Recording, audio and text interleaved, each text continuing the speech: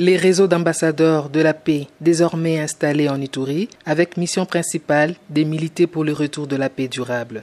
26 membres de ces réseaux ont été reçus en audience par le vice-gouverneur de l'Ituri pour échanger autour de cette structure qui va bientôt organiser plusieurs activités en Ituri dans le cadre de la recherche de la paix. Ceci en appui aux actions menées par l'administration militaire. On ne peut pas parler de la paix sans que les gens comprennent la paix.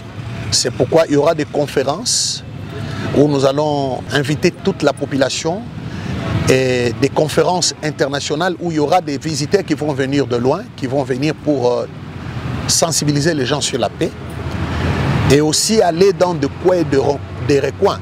Parce que les gens que vous êtes en train de voir ici, ce sont des gens qui sont épris de paix, qui ont déjà milité pour la paix, qui travaillent déjà pour la paix. Daniel Bello, coordonnateur fédéral des ambassadeurs de la paix en Ituri, a profité de l'occasion pour lancer un message de paix à la population iturienne. Dans la parole de Dieu, Dieu nous demande toujours de chercher la paix pour être reconnu par Dieu comme un enfant de Dieu. On ne peut pas être reconnu un enfant de Dieu si on ne cherche pas la paix.